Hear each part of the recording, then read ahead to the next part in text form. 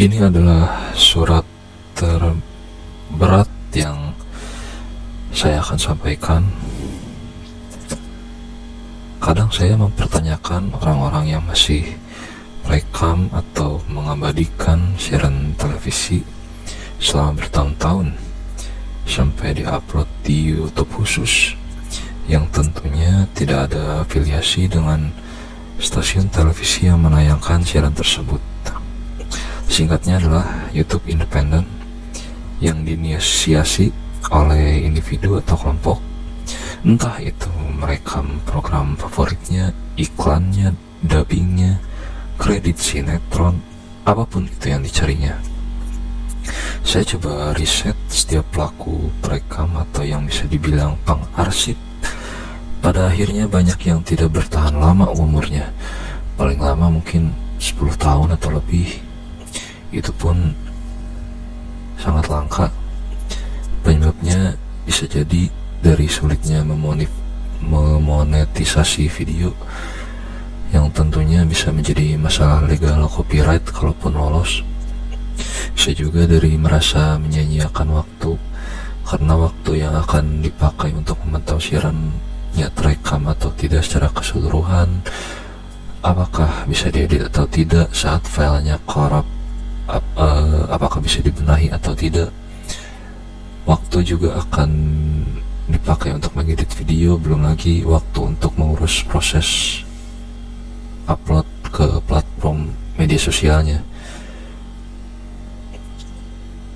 Waktu dalam mengedit satu video itu bergantung pada device yang digunakan. Semakin bagus, semakin mahal, maka semakin cepat proses edit sampai renderingnya selesai. Waktu dalam mengunggah satu video juga itu bergantung pada koneksi internet yang digunakan. Semakin cepat, semakin mahal, maka semakin cepatlah proses itu selesai sampai terunggah, sampai terposting. Sepertinya saya sering mengeluhkan soal ini di community tab Pernah Lihat atau grup-grup pertelevisian yang saya ada di sana. Kalau boleh sombong, memang saya yang masih megang dan konsisten untuk tidak keluar dari ranah penyelamatan arsip. Tapi apa yang saya dapat selama ini? Validasi dapat, gengsi dapat, strata tinggi dapat. Ya intinya untuk bagian defensi pribadi supaya tidak diremehkan pihak lain itu sudah terbangun kuat dan sangat diuntungkan. Tapi secara pelampiasan hobi juga saya berhasil menyalurkan semuanya segila mungkin, setotal mungkin, semasif mungkin. Semuanya sudah tersalurkan. Lalu saya juga bisa berbicara dengan pihak-pihak yang cukup penting secara private, secara finansial dan pemenuhan kebutuhan Pernah Lihat. Rasanya benar-benar sangat terpuruk. AdSense sudah coba diaktifkan berkali-kali, tapi tetap gagal sampai hari ini. Masih banyak juga pihak yang menganggap Pernah Lihat meraup AdSense dari ini, dan yang paling brutalnya mungkin sampai menghilangkan channel YouTube. Tolong dimengerti kalau dengan mengunggah atau upload konten seperti itu, kemungkinan 95% tidak bisa meraup keuntungan dari AdSense. Nggak bisa. Tolong dimengerti, wahai Kanta Indah Film, channel Bioskop Indonesia Palsu, channel Vindes, channel RCTI, dan masih banyak lagi yang pernah berusaha nama saya, nama Pernah Lihat. Pernah Lihat juga membuka saweria yang sawer hanya sedikit selama bertahun-tahun, tidak sampai 1 juta bahkan. Pernah Lihat tapi benar-benar dituntut untuk selalu total oleh banyak pihak. Itu pun sebenarnya tidak membuat saya nyaman. Kayak request azan maghrib KTV dong, request rekaman news anchor A saat tampil dong, request klip lagu ini dong. Banyaklah pokoknya. Kalau dia bayar jasa saya, jasa Pernah Lihat, ya nggak apa-apa. Tapi maksudnya Masa saya harus beramal sesuai request gitu? Beramal bukannya harusnya ikhlas ya?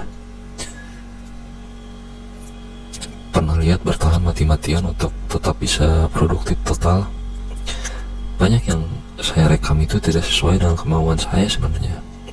Saya sejujurnya tidak terlalu suka merekam video-video azan dari media, tapi karena permintaannya lumayan dan mungkin pernah lihat juga bisa dapat keuntungan secara materi, tentu admin ya saya tentunya lakukan sampai saya membuat bagian checklist di Excel yang tidak saya share kemanapun. Intinya supaya bisa dapat semua dari berbagai televisi. Saya dapat video azannya, mau yang maghrib, subuh, zuhur kalau ada, asar kalau ada, sampai isya kalau ada. Ya ternyata tidak akan pernah bisa dapat semua, tidak akan pernah bisa sempurna. Persoalannya ya karena entah siarannya terbatas hanya untuk di web aja gitu, atau analog, entah itu link streamingnya tidak tersedia, dan banyak faktornya. Pengarsip kawakan seperti Akame Hiragi, Sanggar Cerita, Widya Aji, siapa lagi ya, sudah banyak yang sudah tidak terlihat aktif. Terus orang-orang yang pintar dalam wawasan pertelevisian seperti Kaliandra, seperti siapa itu yang jadi news anchor di BTV, aduh lupa saya namanya. Terus kayak komunitas-komunitas pertelevisian yang udah membernya berumur di atas 30 tahun juga sudah banyak yang malas untuk aktif lagi. Alasannya sama seperti yang tadi sudah saya katakan.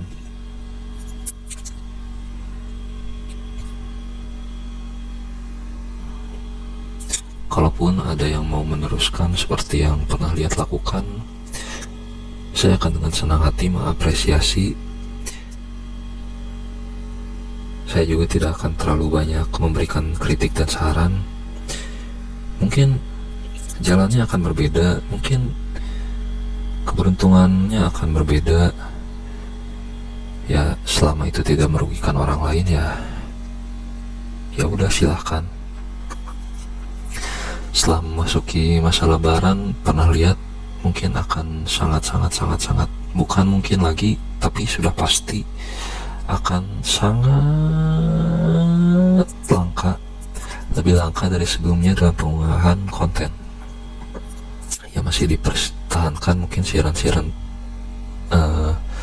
dari penyiar-penyiar terbaik Ardan, yang ada 3 orang, semuanya perempuan, Adin, Rain, sama Awa. Itu mereka bagus banget. Saya bisa melihat mereka punya potensi karir yang cemerlang. Di masa yang akan datang mereka tentunya akan tetap stay di ranah industri hiburan. Terus juga masih akan ada rekaman program Prairie Berry Pie yang dubbing Indonesia, karena saya juga suka dengan programnya. Saya juga penasaran episode mana lagi yang belum saya rekam ya gitu. Lalu masih akan ada rekaman promo film yang ada di TV seperti Trans TV dan Trans 7. Ya hanya itu. Tapi pernah lihat tidak akan konsisten merekam itu semua seperti biasanya, tidak akan lengkap setiap hari ada, setiap waktu ada. Enggak, ya terserah saya gitu. Saya juga lelah sekarang, saya capek, saya burn out. Berkali-kali saya ingin memutuskan pensiun tapi tidak pernah jadi.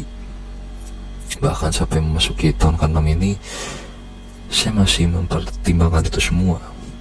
Tapi saya tidak akan menjual channel Pernah Lihat, terutama ke admin-admin judul, tidak akan menghibahkan, tidak akan serah terima kepemilikan.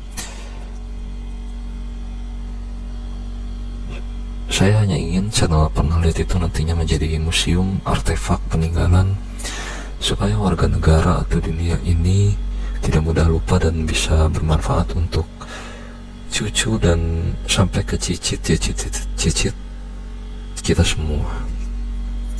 Mudah-mudahan setelah saya membuat surat ini tidak harus ada kejadian channel Pernah Lihat hilang lagi. Jadi terima kasih untuk yang selalu setia membantu support Pernah Lihat, mau itu buruk mau itu baik, semuanya tetap masih bisa saya terima.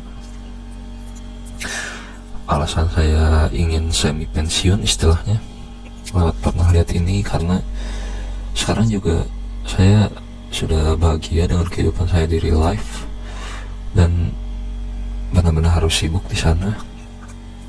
Saya juga merasa perlu sesuatu yang baru, lebih exciting dan lebih menguntungkan untuk saya pribadi. Setelah Lebaran nanti, Pernah Lihat akan lebih aktif di channel YouTube Pernah Bersabda untuk mengungkapkan banyak keresahan. Pemantauan perkembangan media sekarang juga akan jadi bahan keresahan di Pernah Bersabda juga nantinya. Jadi untuk yang belum subscribe channel YouTube Pernah Bersabda, lebih baik subscribe dari sekarang daripada menyesal nanti gitu. Karena saya akan lebih banyak aktif di sana. Instagram @pernahlihatofficial juga akan lebih banyak update soal berita-berita pertelevisian, testimoni cerita masa lalu di bidang televisi, dan yang pasti review film langka lewat segmen Kolektika Sinema. Proyek website Pernah Lihat juga masih dipertimbangkan dan nanti di channel Pernah Bersabda sudah ada rencana kalau saya akan ada memperlihatkan wujud asli di balik akun Pernah Lihat. Saya akan memperlihatkan wujud asli saya dan akan mengungkapkan hal-hal yang sebenarnya dulu dirahasiakan. Jadi untuk pihak-pihak tertentu gak perlulah kalian cari tahu siapa pemilik akun Pernah Lihat, karena saya juga muak dengan dengar kabar-kabar itu. Pernah Lihat tuh siapa sih orang di balik akunnya gitu. Gak usah lah dicari-cari, kayak merasa dirinya detektif atau polisi gitu. Kalau udah ketahuan emang apa sih yang didapat, keren gitu, jagoan gitu. Gak usah lah kayak gitu. Tenang aja kakak semua, saya akan muncul dengan sendirinya kok, dan pastinya akan mengejutkan, dan untuk beberapa pihak pasti akan terasa ditikam dari belakang. So prepare and always to get ready. Oke, sekali lagi terima kasih untuk semuanya.